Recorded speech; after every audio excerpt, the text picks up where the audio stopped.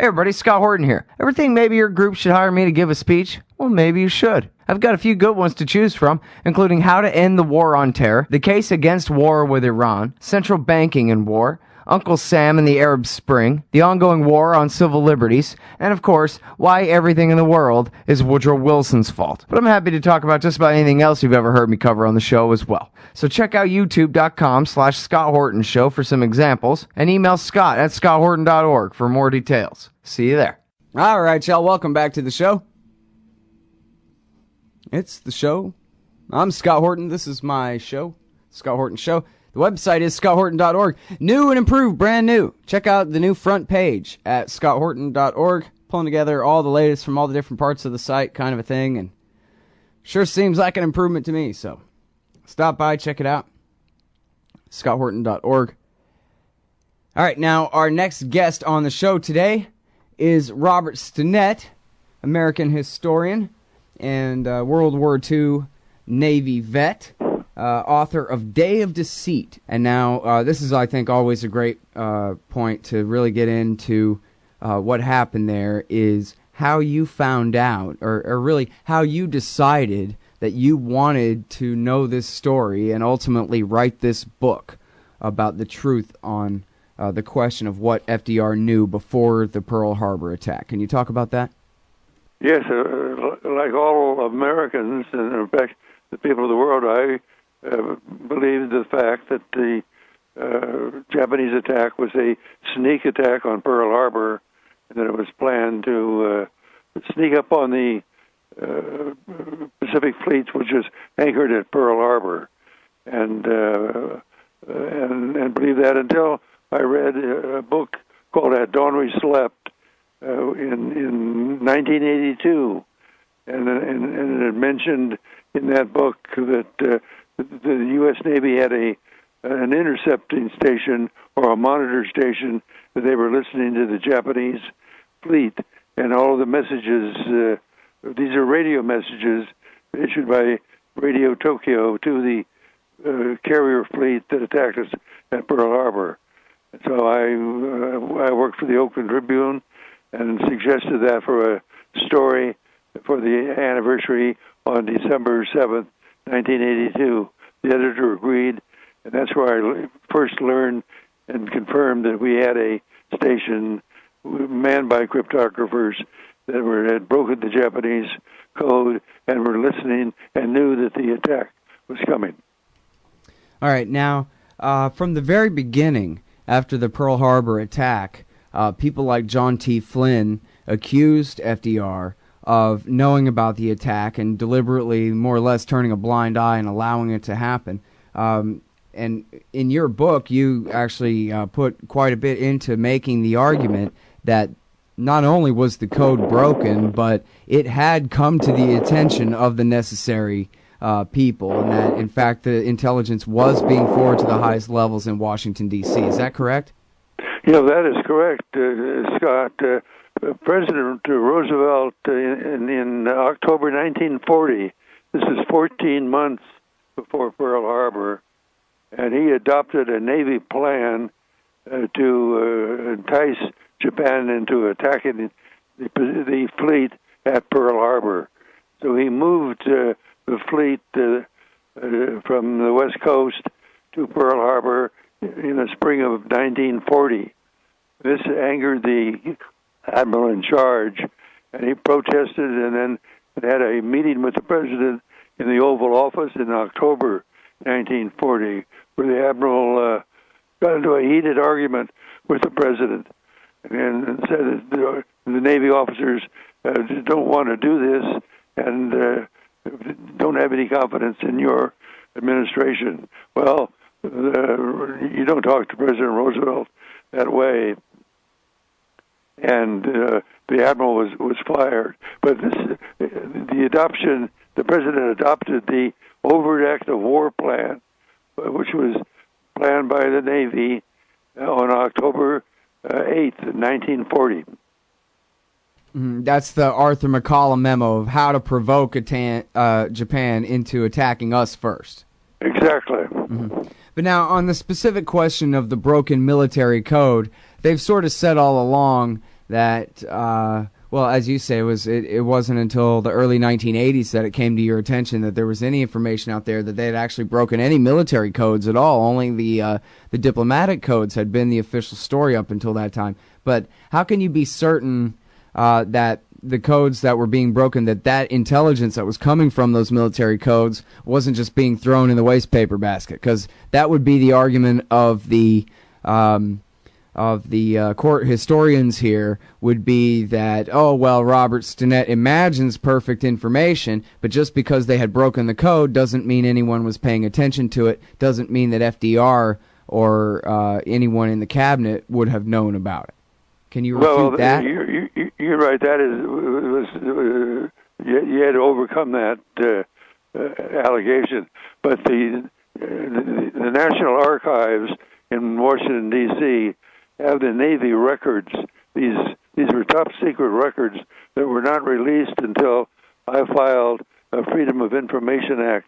It's a whole series of FOIAs to get these records. They're called the Crane files because they were hidden in Navy vaults in Crane, Indiana. And these show that we had broken the Japanese Navy code, which was called Code Book D. That's what the Japanese called it, Code Book D.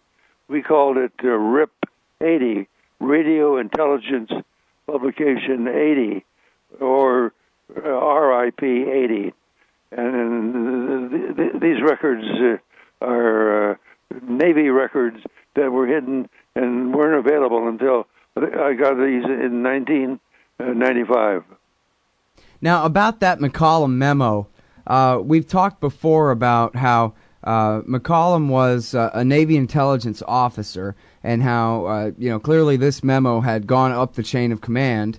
But you argued in the past, I believe, sir, that it was basically definitive, beyond question, that FDR himself was deliberately implementing this plan step by step, in order, even in the different provocations that were used to from their point of view, to make sure that the Japanese would feel that they had no choice but to strike first. That is correct, and that was difficult for me to believe because during my tour of duty in the Navy, there was never any hint that this was taking place. And these 8 provocations were suggested by Commander McCollum to the President in the Oval Office on October 8th, 1940, as I said earlier. And the Admiral of the Fleet was there arguing with the President, and he said, he called it a cockeyed plan. And this is all your listeners can see it in the National Archives. These are not my records. These are the National Archives. I want to make sure I understand right. The argument where Admiral Richardson was fired because he objected to keeping the fleet at Pearl Harbor, that argument was actually not just about keeping the fleet at Pearl Harbor. It was about the implementation of the entire McCollum memo. That was what got Richardson fired, you're saying? Yes, that is right. And Admiral Richardson tells about that in his book. It's called On the Treadmill to Pearl Harbor. And your listeners that are interested should get that book because he describes what went on in the meeting. And he also he met later that night after they'd had this knockdown, drag-out with the President and with Navy officials in Washington, and told them about it. And he said it was a cockeyed plan. And now, I believe, sir, that when we first spoke, I first read your book back, it was either 2003 or 4, and we spoke at that time. And then, but we've spoken quite a few times over the years since then, almost 10 years now. I feel very privileged for you giving me your time like this. But I believe that you actually changed your mind about one thing. At some point, you used to have it that Admiral Kimmel and General Short both have been cut out of the chain of information here. but later on you decided that that wasn't true, that in fact at least one or both of them had known about this, the impending attack, and they had turned their blind eye there on the scene, as blamed. Well, that is correct, Scott. But President Roosevelt changed the secrecy orders on November 27th when he sent a message to the Pacific commanders, military commanders. One was in Manila. That was General MacArthur and Admiral Hart, and then Hawaii, it was Kimmel and General Short. And he told them that to stand aside and let Japan commit the first overt act of war. And that's what I call the McCollum memo, was the overt act of war, which the president adopted in 1940.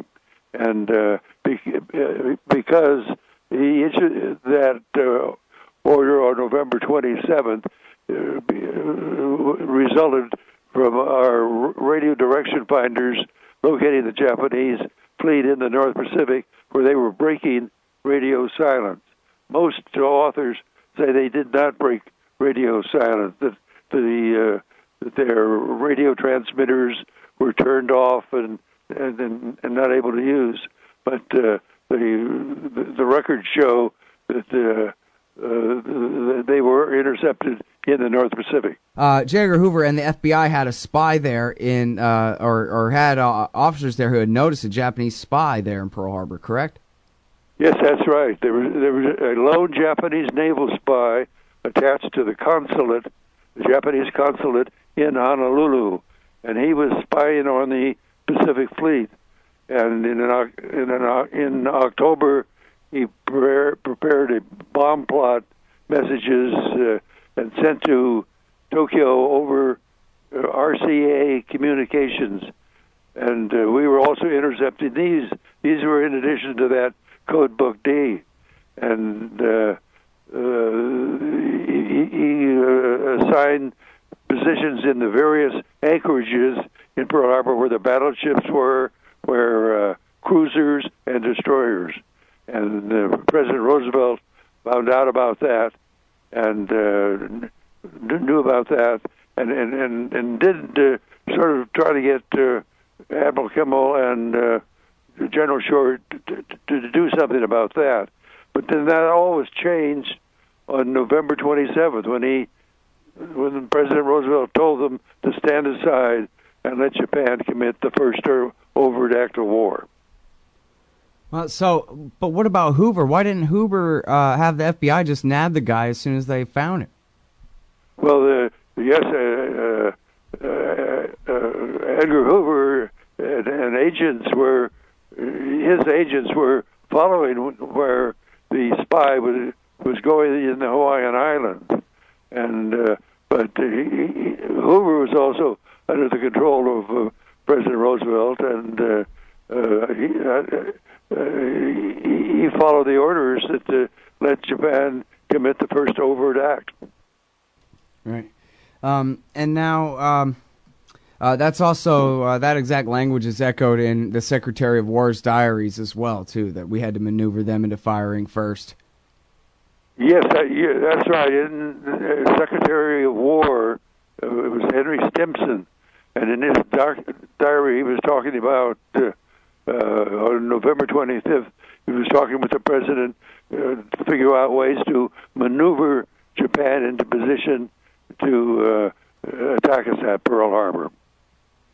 It's amazing. All right, now, and one thing is, too, that I think is very interesting to note here, I guess I should have mentioned this at the beginning, that you don't consider yourself any kind of cranky old right-wing Roosevelt hater by any means, correct? You're still very proud of your service in the war, and even you've told me in the past that you think that Roosevelt did what he had to do in order to get the Americans to stop the Germans.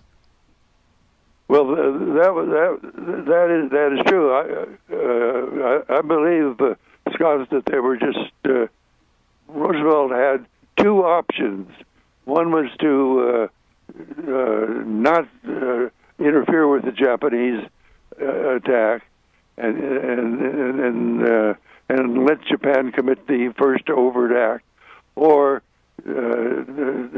not to do, or to try to send the Pacific Fleet to interfere with the Japanese attack. And the Japanese had a far superior force, and they would have just sunk the entire fleet. The whole idea was to overcome the isolation movement in this country, where 80% of Americans wanted nothing to do with Europe's war. And that was the whole heart of this.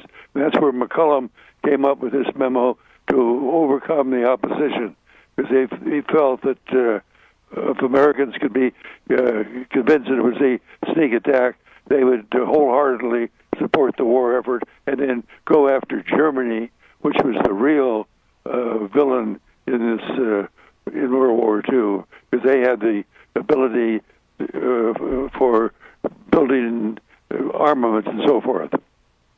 Mm-hmm. Well, and I think that's an important point, because the conventional wisdom would have it that anyone who's as critical as you are about the facts of the lead up to the attack must just have a bent against Roosevelt and against the war. And I think it's very important that people understand that that's actually not the point of view that you're coming from. As to them, to a lot of people, that would tend to discredit it, or in some way, if they're looking for a reason to not believe, that might be one. But so now, to get back to the story here, what about I'm curious about when Roosevelt refused to meet with the Prime Minister of Japan, who had asked for direct talks in August of 1941. Wasn't that kind of scandalous? Weren't people saying, geez, here they're trying a last-ditch effort to avoid war, and our president won't even meet with them? Or how did that work out back in the late summer of 1941? You're right. The Prime Minister Kanoye was trying to arrange a meeting with the president to work out the plan. Well, he wanted nothing to do with that. He wanted the attack to take place to overcome this isolation movement and unite the American people. And that's what he wanted to do. So he did everything he could to avoid it. There were two Japanese emissaries that were sent here to try to work things out, but that was just a play contentions that they were involved in. Mm-hmm. The whole idea was to get Japan to make this attack and unite the country, which happened. Right. But, I read about how his failure to get the talks, to get the audience with Roosevelt, led to his fall and his replacement by Tojo, which was, of course, a major step toward the start of the war there that fall. But what I'm curious about is that anti-war movement that you refer to, and all the president's enemies. Were they aware that he had refused to meet with the Japanese prime minister that August? And I mean, that must have been huge ammo for their argument that he was deliberately trying to get the American people into a war that he'd promised not to get them into. Oh, you were right. The president was engaged in a third term run for president in the November election in 1940. So he promised American parents that your boys are not going to be sent into any foreign war. But what he didn't say was that unless we are attacked. So he put out this frontage that in his political speeches in the fall of 1940, that there would be no troops sent into what was called Europe's war at the time. Mm-hmm. Yeah, and it's interesting what you said about at that point where the week of the attack or what have you. That at that point the choice was to either have our Navy meet them out at sea and surely lose, or go ahead and take it on the chin. I mean, that was the position that they had put themselves in. I was raised to believe, I guess this is the History Channel version, is, what great luck it was that none of the newer ships were in harbor that day, only the leftover World War I era ships, and that the carriers were out at sea and were spared from the attack. But I actually saw where I had written about you before on antiwar.com, and there's a very interesting comment there from a Japanese man saying that was Roosevelt's only choice at that point. Otherwise, if he had met us out at sea, we'd have sunk y'all's whole fleet, and we would have known that you'd broken the code. And then you would have had a much harder time for the rest of the war. And I guess at that point, he's attributing America's breaking of the military code a lot of credit. You know, he's giving that a fact a lot of credit for later naval successes against the Japanese fleet. Do you agree with that? Oh, that's absolutely right. That's exactly what happened. The president was reading the Japanese Navy's messages, so he knew where these ships were, that they were in the North Pacific. This was before Pearl Harbor, and then after the nation was united to go against the Japanese and also Hitler. We learned that they were going to attack Midway, so we were able to ambush the Japanese fleet, which could have been done on December 7th. But President Roosevelt did not want that. He wanted America to be united by this sneak attack. Right.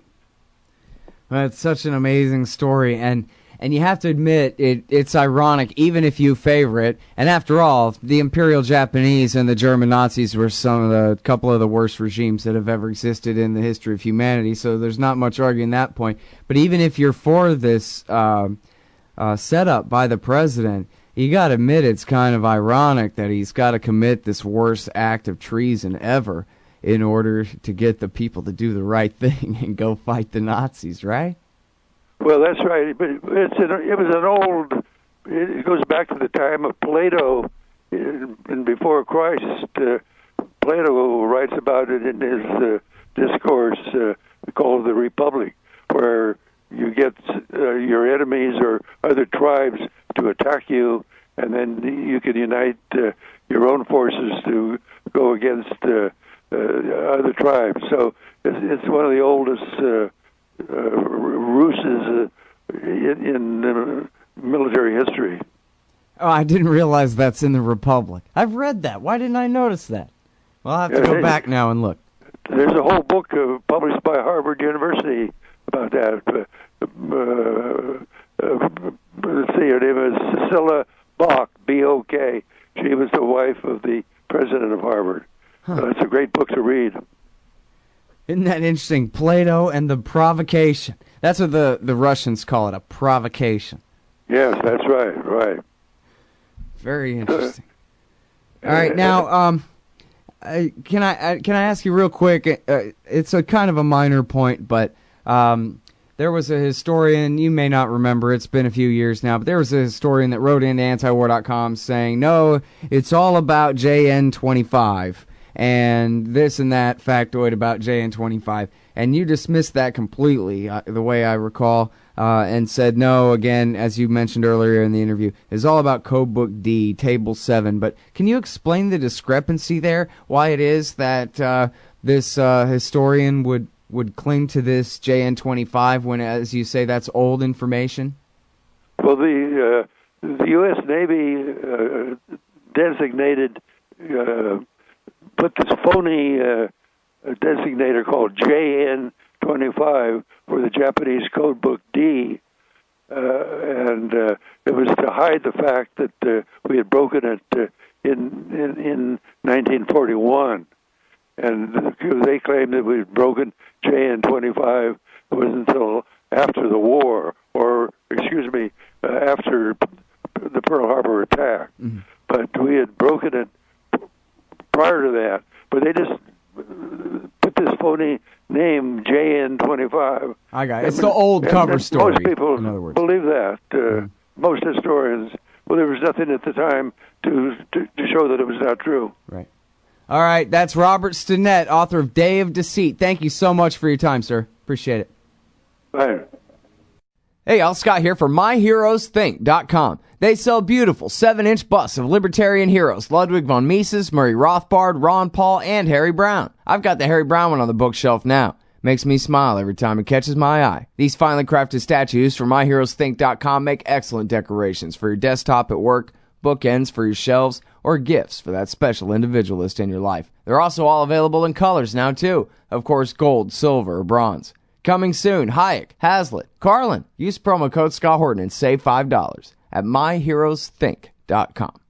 Hey y'all, Scott here. Man, I had a chance to have an essay published in the book Why Peace, edited by Mark Gutman, but I didn't understand what an opportunity it was. Boy, do I regret I didn't take it. This compendium of thoughts by the greatest anti-war writers and activists of our generation will be remembered and studied long into the future. You've got to get Why Peace. You've got to read Why Peace. It features articles by Harry Browne, Robert Naiman, Fred Bronfman, Dahlia Wasfy, Richard Cummings, Karen Kotowski, Butler Schaefer, Kathy Kelly, Robert Higgs, Anthony Gregory, and so many more. Why Peace? Because war is the health of everything wrong with our society. Get Why Peace down at the bookshop or Amazon.com. Just click the book in the right margin at scotthorton.org.